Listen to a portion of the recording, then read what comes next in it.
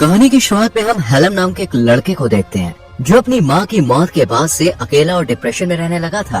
हेलम की माँ की मौत 2 साल पहले घर के पास की झील में डूबने के कारण हुई थी, पर उसे लगता था कि उसकी सौतेली माँ ने उसकी माँ को मारा होगा और उसके पिता ने भी उसकी सौतेली माँ का साथ दिया होगा, क्योंकि वो पहले उसके पिता की सेक्रेटरी थी और उसकी माँ के मरने के बाद हेलम के पिता ने अपनी सेक्रेटरी से शादी कर ली। हेलम का अपने पिता के साथ भी रिश्ता अच्छा नहीं था और उसे अपने पिता और सौतेली माँ के साथ रहना नहीं था, इसलिए वो सारा दिन घर के पास के जंगल में बने अपने ट्री हाउस में अकेले रहता है और उसे जंगल में आए हुए लोगों की दूरबीन से जासूसी करने की आदत लग जाती है और उन्हें देखकर हेलम ये सब अपनी डायरी में लिखा करता था। साथ ही वो डायरी में अपने मन की बातें लिखा करता था। एक दिन हेलम की सौतेली माँ उसकी डायरी पढ़ लेती है जिसमें उसने दूसरे लोगों के बारे में लिखा होता है जिन पर वो नजर रखता था। साथ ही उसने अपनी सौतेली माँ की खूबसूरती की भी तारीफ की होती है। ये सब पढ़कर हेलम की सौतेली माँ उसके ट्री हाउस में जाकर उसे सिड्यूस करती है। हेलम भी खुद को रोक नहीं पाता और दोनों क्लोज हो जाते हैं, जिसके बाद हेलम की सौतेली माँ उसे ब्लैकमेल करके उसे दूसरे शहर भेज देती है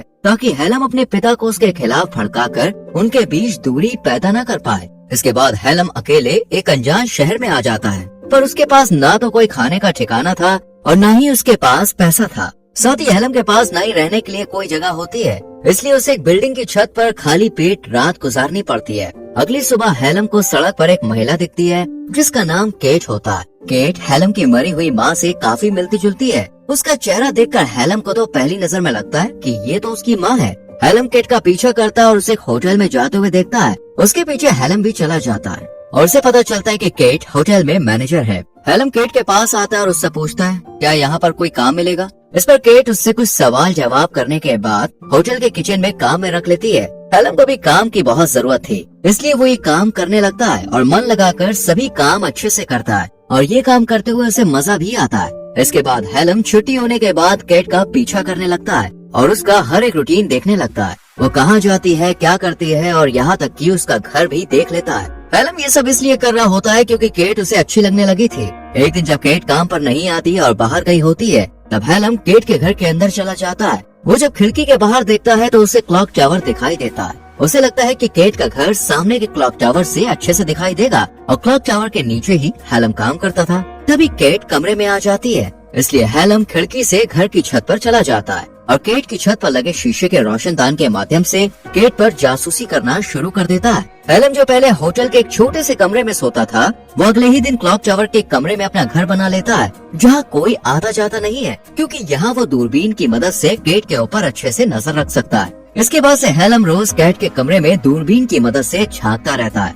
और उसे डांस करते हुए और काम करते हुए देखता है। एक दिन जब हेलम क्लॉक टावर से केट पर नजर रख रहा होता है तो वो देखता है कि केट के घर पे उसके होटल का सीनियर आया है। अब वो दोनों मस्ती कर रहे होते हैं। अगले दिन जब हेलम क्लॉक टावर पर जाने के लिए सीढ़ियों का इस्तेमाल कर रहा होता है तब वही होटल का सीनियर जो कल रात केट के साथ था उसे रोककर गुस्से में कहता है ऊपर तुम नहीं जा सकते, वहाँ सिर्फ सीनियर स्टाफ ही जा सकते हैं। इसके बाद जब हेलम किचन में काम कर रहा होता है तब उसके पास केट आती है और पूछती है तुम्हें ये काम कैसा लग रहा है। इस पर हेलम कहता है कि वो अपने काम को एंजॉय कर रहा है। ये सुनकर केट को भी अच्छा लगता है। रात में जब हेलम केट को देखने के लिए उसके घर की छत पर होता है और रोशनदान से केट को देख रहा होता है तब वो देखता है कि केट वहाँ अपने सीनियर के साथ है। हेलम छुपकर उन्हें देखता है और उनकी बातचीत से उसे पता चलता है कि उसका सीनियर शादीशुदा है और उसके 2 बच्चे भी हैं, यानी कि उसका और केट का अफेयर चल रहा है। ये जानकर हेलम को बहुत बुरा लगता है। इसके बाद हेलम क्लॉक टावर में आ जाता है जहाँ वो सबसे छुप कर रहता है। केट और अपने सीनियर को देखकर उसे अपनी माँ की याद आ जाती है। उसे लगता है कि उसके पिता और सौतेली माँ का बहुत पहले से अफेयर चल रहा था।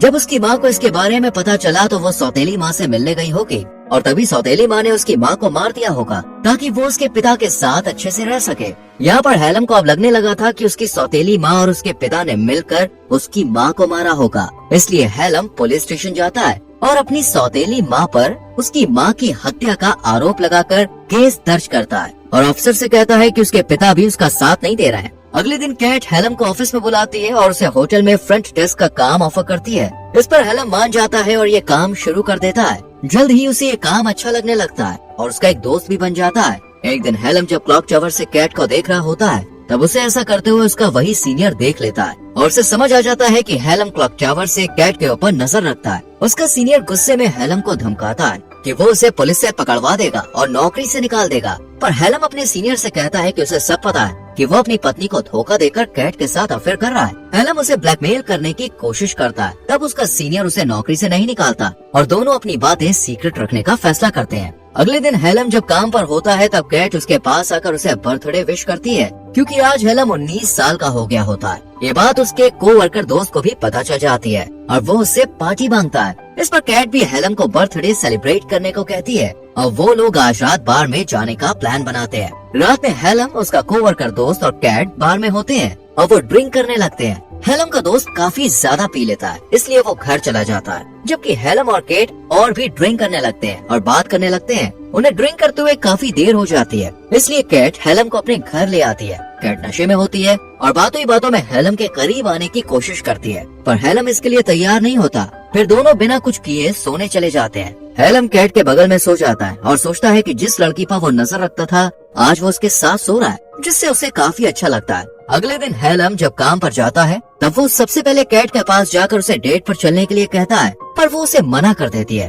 कैट कहती है कि कल रात मैंने नशे की हालत में जो भी किया उसे तुम भूल जाओ। ये सुनकर हेलम उदास होकर वहाँ से चला जाता है। कुछ देर के बाद हेलम को होटल के कमरे में बुलाया जाता है। जब वो वहाँ जाता है तो देखता है कि वहाँ केट है। वो हेलम के करीब आने लगती है और दोनों क्लोज हो जाते हैं। अब हेलम को केट के साथ अच्छा लगने लगा था और केट भी हेलम के साथ खुश थी। एक दिन जब हेलम केट की छत पर चढ़कर उसे देखने जाता है तो वो देखता है कि उसका सीनियर केट से झगड़ा कर रहा होता है। वो गुस्से में चिल्लाते हुए केट पर हाथ उठाने की कोशिश करता है। ये देखकर हेलम को बहुत गुस्सा आता है। वो केट को बचाने के लिए रोशनदान के शीशों को हटाकर कमरे के अंदर कूदता है और अपने सीनियर को रोकने की कोशिश करता है, पर वो हेलम पर हाथ उठा देता है और केट को हेलम के बारे में बता देता है। वो कहता है ये रोज क्लॉक टावर पर तुम्हारे घर की छत पर चढ़कर तुम पर नजर रखता था। ये सुनकर पहले तो केट अपने सीनियर को वहाँ से जाने के लिए कहती है। उसके जाने के बाद वो हेलम से पूछती है, क्या तुम मुझ पर नजर रखते थे और ये सब कब से चल रहा था? इस पर हेलम कहता है, जब से मैंने तुम्हें देखा था तब से मैं तुम पर नजर रख रहा था, पर इसके पीछे एक वजह है।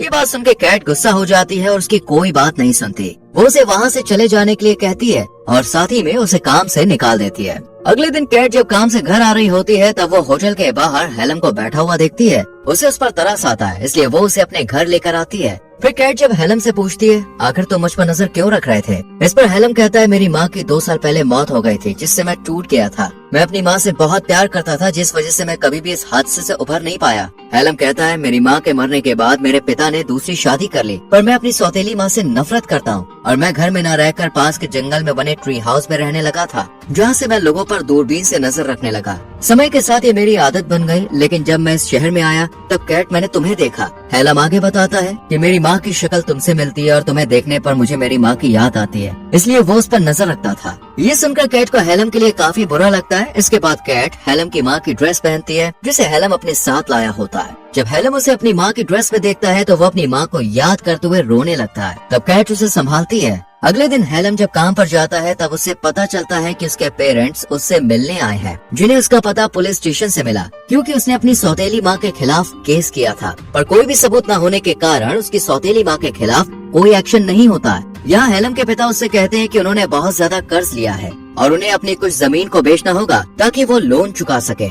इसके लिए वो हेलम को वसीयत पर साइन करने को कहते हैं, जो मरने से पहले उसकी माँ उसके नाम कर गई थी। यहाँ हेलम को डर होता है कि इस सब के पीछे उसकी सौतेली माँ का हाथ है, इसलिए वो साइन करने से मना कर देता है। तब उसकी सौतेली माँ उसे बुरा भला कहने लगती है और फिर वो लोग वहाँ से चले जाते हैं। रात में हेलम को अपनी सौतेली माँ की बातें याद आ रही थी, जिसमें उसने कहा था कि उसकी माँ की मौत एक हादसा था और उसे भूल जाना चाहिए, पर हेलम बातों को याद करते हुए काफी गुस्सा हो जाता है। अगले दिन हेलम ट्रेन पकड़कर अपने घर आता है। हेलम दुख और दर्द से बुरी तरह प्रभावित होकर घर में चुपचाप आता है और अपनी सौतेली माँ के पास जाकर उसका मुंह बंद करके उसे बांधता है, फिर उसे झील में ले जाता है और पानी में फेंक देता है। सौतेली माँ डूबने लगती है। तभी हेलम को एहसास होता है कि वो गलत कर रहा है, इसलिए वो सौतेली माँ को पानी से बाहर निकालता है और उससे माफी मांगता है। फिर सौतेली माँ वहाँ से चली जाती है। तभी हेलम के पिता उसके पास आकर खुलासा करते हैं कि उसकी माँ बहुत पहले से डिप्रेस थी और उसने खुद अपनी जान ली थी। यहाँ हेलम को ये एहसास होता है कि वो गलत था। अपने पिता से अपने बर्ताव के लिए वो माफी मांगता है और फिर हेलम ट्रेन पकड़कर कैट के पास आता है, पर वो उससे मिलने से मना कर देती है।